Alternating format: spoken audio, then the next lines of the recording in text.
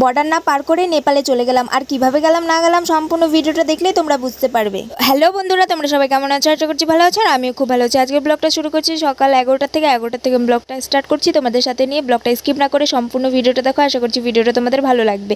আর এই জায়গাটা চিনতে পারছো, এটা হচ্ছে দুধিয়ার যে হচ্ছে ব্রিজটা আছে সেই ব্রিজটা। তো এই দুধিয়ার ব্রিজটা পার করে তারপরে আমরা হচ্ছে মিরিক পার করে তারপরে আমরা গেছিলাম গোফা পাতালে। গোফা পাতালটা পরে হচ্ছে নেপাল সাইডে, মানে নেপালের মধ্যেই পড়ে, সেজন্য হচ্ছে নেপালে ওই জায়গাটা ধরা হয়। তো হচ্ছে আমরা দেখো কিভাবে গেলাম না গেলাম সম্পূর্ণ ভিডিওটা দেখলে কিন্তু তোমরা বুঝতে পারবে। আর জানো না, সারাদিন জার্নি করে এই যে বাইকের মধ্যে বসে চেপে তারপরে হচ্ছে যে গেছিলাম, মানে হাত পা পুরো কোমর পুরো ব্যথা হয়ে গেছিলো। তো যাই হোক, এখন তো আমরা ওই মানে জায়গাতে হচ্ছে আমার গন্তব্যে হচ্ছে পৌঁছতেই হবে না। তো মাঝখানে না একটু হচ্ছে দাঁড়িয়েছিলাম। আর এই দেখো যেতে যেতে দেখি এই যে বানরগুলো, এই বানরগুলোকে দেখে অনেকটাই ভালো লাগছিল।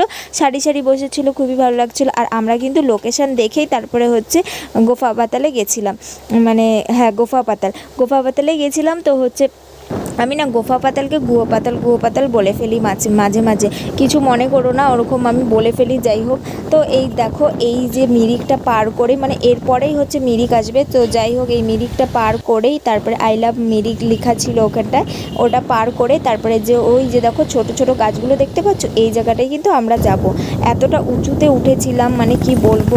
মিরিক থেকে 1 ঘন্টার রাস্তায় হচ্ছে মানে 1 ঘন্টার রাস্তা গেলে পরে ওই গুফা পাতালে পৌঁছতে পারবো। এই দেখো এই যে এই পাহাড়টায় এখন আমাকে উঠতে হবে, এত দূর জার্নি করে তারপরে পাহাড়টার উপরে উঠলাম। আর দেখো কি সুন্দর দৃশ্য। এই যে এই কুকুরগুলো কিন্তু খুবই মিশুকি, মানে পাহাড়ের কুকুরগুলো প্রচণ্ড মিশুকি হয়। আর কালো আর সাদা হচ্ছে কুকুরগুলো ছিল। আর এই যে দেখো এই মাঠটা, তো আমি হচ্ছে মানে চলতেছিলাম। আর হচ্ছে এতটা বৃষ্টি পড়েছিল ওখানটায় মনে হয়, আর হচ্ছে এতটাই কুয়াশা ছিল যে ঘাসগুলো না পুরো হলো মানে স্লিপ কাটছিল। তো আস্তে ধীরে আস্তে অল্প অল্প করে হেঁটে হেঁটে তারপরে আমি ভয়ে ভয়ে যাচ্ছিলাম।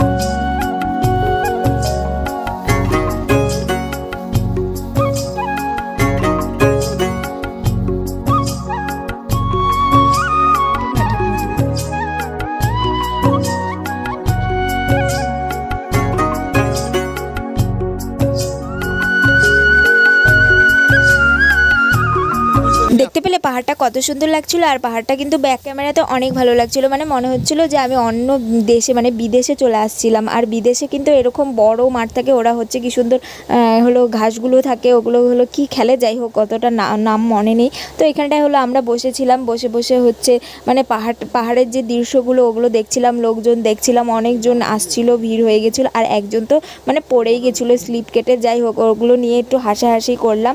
তো এখানটায় হচ্ছে আমরা বসে তারপরে গল্প করলাম, করার পরে হচ্ছে কয়েকটা ফটো তুললাম, ফটোগুলো কিন্তু দারুণ আসছিল। আর এই যে এই ফুলটার নাম কি জানি না, এটা হচ্ছে ঘাসের ওখান থেকেই হয়েছে, হয়তো ঘাস ফুল হয়তো। আর পাহাড়ের ওদিকে না মনে করো অনেক ফুল গাছ আর হচ্ছে অনেক ফুল ফুটে থাকে। শীতকালে তো হলো ফুল ফোটে না আমাদের এখানে, আর ওখানে তো হচ্ছে মনে করো বর্ষা গ্রীষ্ম যাই হোক হচ্ছে শীত আর হচ্ছে গরম, এগুলো তো মনে করো হচ্ছে ঠান্ডাই থাকে পাহাড়ের ওই সাইডে, সেজন্য হচ্ছে ফুলগুলো এরকম ফুটে থাকে। আর এখানে দেখো ফটো তোলার জন্য মানে 2জন ফটো তুলবো বলে এখানে হচ্ছে টাইম সেট করছিল। আমরা এরকমই মনে করো কোথাও যদি যাই তাহলে হচ্ছে এরকম টাইম সেট করে ফোনটা সেট করে তারপরে হচ্ছে এরকম ও দৌড়ে আসবে, দেখবে আমরা হচ্ছে এরকম করে ফটো তুলি। তো যখন কেউ থাকে না, মনে করো যখন কেউ যায় না আমাদের সাথে, তখন আমরা এরকম করেই ফটো তুলি। তো যাই হোক ফটো তো যে দৌড়ে আসছিল, তো ফটো তোলা হয়ে গেল। আর ফটো তো কয়েকটা মনে করো মাথা কেটে যাচ্ছে, আবার হচ্ছে সাইড কেটে যাচ্ছে এরকম। তো এখানে ঘাসের মধ্যে আমি নিচে ফোনটা রাখলাম আর দেখছিলাম।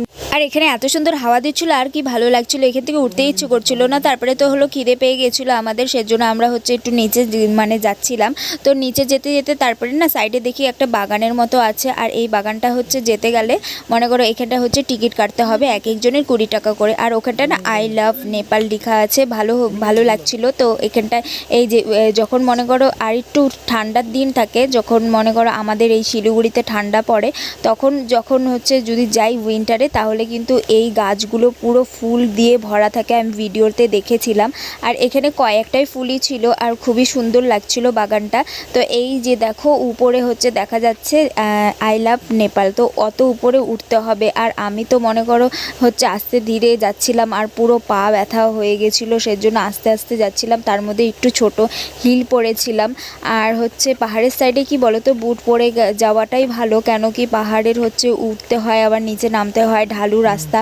তো আমি না বুঝতে পারিনি, সেজন্য হচ্ছে যাই হোক এরকম হচ্ছে ন্যাংরা ন্যাংরায় গেলাম, উপরে উঠলাম। ওঠার আর এই দেখো উপরটা হচ্ছে এই যে আই লাভ নেপাল লেখা আছে, এটা হচ্ছে পুরোপুরি মনে করো কাজ কমপ্লিট হয়নি, সাইডে হচ্ছে বাঁশ দিয়ে ঠেলে রেখেছিল দেখেছিলাম।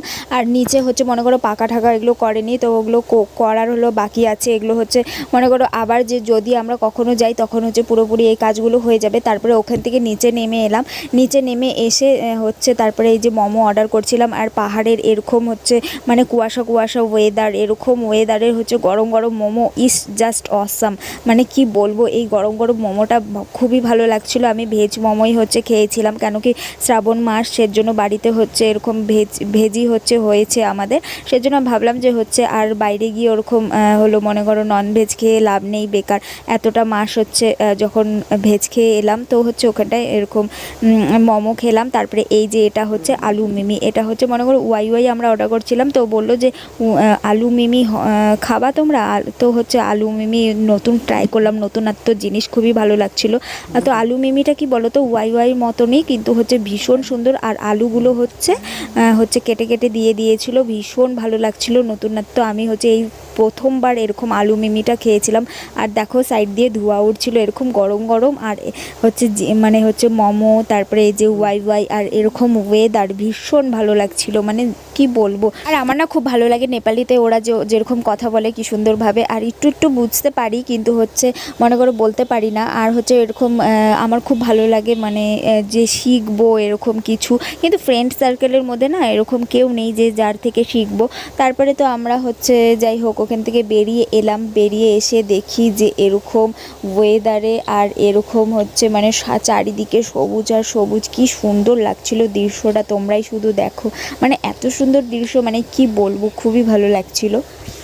আর আমরা না ওখান থেকে হচ্ছে বাড়ি ফিরতে ফিরতে অনেকটা রাত হয়ে গেছিলো। আর দেখো এই যে এই সন্ধ্যার সময় এরকম একটা কুয়াশার দৃশ্য আমরা দেখতে পেয়েছিলাম, যে মনে করো আমার থেকে 10 পা হলো দূরে থাকবে, তাকে মনে করো দেখাই যাবে না, আশেপাশে দেখাই যাবে না। এই যে দেখো এটা সন্ধ্যার পেরিয়ে রাত হয়ে গেছিলো। তো যাই হোক ভিডিওটা তোমাদের কেমন লাগলো অবশ্যই কমেন্ট বক্সে জানিও।